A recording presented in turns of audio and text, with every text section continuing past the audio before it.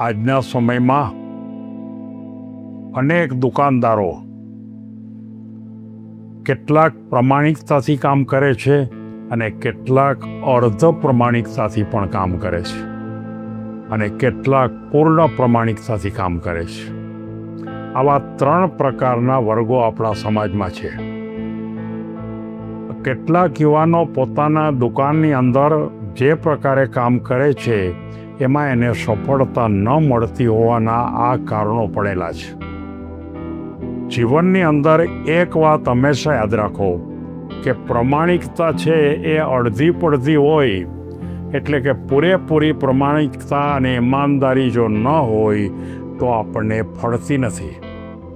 તમારે જો એનું ફળ જોઈતું હોય તો તમારે પૂરેપૂરી પ્રમાણિકતા અને ઈમાનદારી રાખવી જોઈએ. અધકચરી પ્રમાણિકતા અને અધકચરી ઈમાનદારીથી આપણે જીવનમાં નિષ્ફળ જઈએ છીએ અને આગળ વધી શકતા નથી. આ વાતને સમજાવવા માટે મારે આજની વાર્તા પ્રમાણિકતા અને ઈમાનદારી પૂર્ણ સ્વરૂપે હોય તો જ ફળે છે.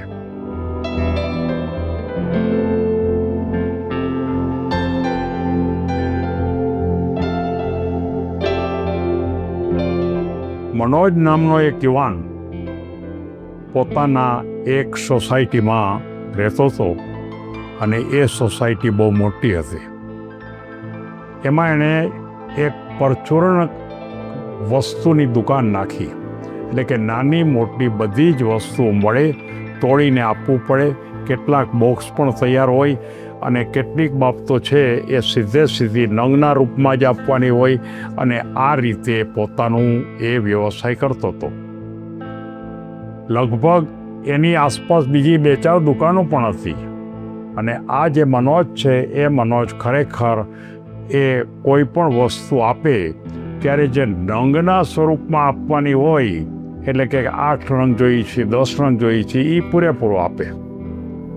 કેટલીક એવી હોય છે કે જે ખરેખર બોક્સના ફોર્મમાં હોય તો એ બોક્સ પૂરા આપે, પણ કેટલાક વજન કરીને આપવાનું હોય ત્યારે એના મનમાં સહેજ લોભ આવતો, અને એ લોભ એવો આવે કે આપણે જો જરાક ઓછું આપીએ તો આપણને વધારે ફાયદો થાય. એટલે આ રીતે થતું, અને એને હિસાબે ખરેખર એ વજનમાં થોડુંક ઓછું આપે. એટલે પ્રમાણિકતા અડધી કહેવાય. વજનની ભૂમિકા આવે ત્યાં અપ્રમાણિકતા, અને બાકીના બધા નંગ હોય અથવા બોક્સ હોય તો એ પૂરેપૂરી પ્રમાણિકતાથી આપે. અને એમાં તો આપવું જ પડે. બોક્સની અંદર માનો કે 10 વસ્તુ હોય તો એ 10 વસ્તુ તો આપવી જ પડે, એમાં તો ન જ ચાલે. એટલે એ અડધી પ્રમાણિકતાથી પોતાનો વ્યવસાય કરતો હતો.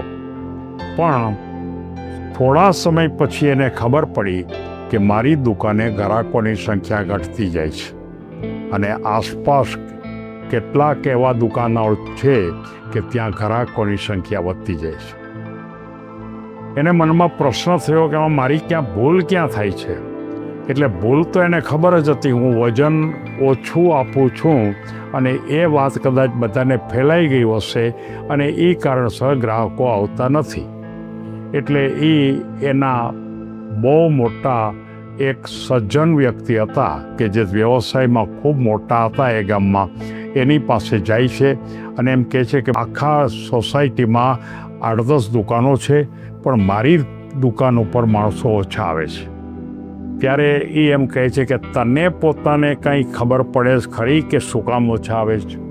ત્યારે એણે એમ કીધું કે મારી એક ભૂલ મેં સ્વીકારીને કામ કર્યું છે. તો કે કઈ ભૂલ? તો કે હું વજનમાં થોડુંક ઓછું આપું છું, પણ બાકી બધી બાબતોમાં હું ખૂબ પ્રમાણિક છું. ત્યારે એણે એમ કીધું કે ભાઈ, જિંદગીમાં અધકચરી પ્રમાણિકતા, અધકચરું ઈમાનદારી એ કોઈ દિવસ ફળ નથી આપતી. 100% જો તું પ્રમાણિક હો, 100% તું જો ઈમાનદાર હો તો જ તને ફળ આપે. એટલે તું જે અમુક બાબતમાં અપ્રમાણિક છો એ કાલથી તું ફેરફાર કરી નાખ, અને જો એ ફેરફાર કરીશ તો હું તને ચોક્કસ કહું છું કે તારા પોતાનો વ્યવસાય વધી જશે. એણે શરૂઆત કરી. બરોબર એક વૃદ્ધ માણસ ત્યાં આવે છે.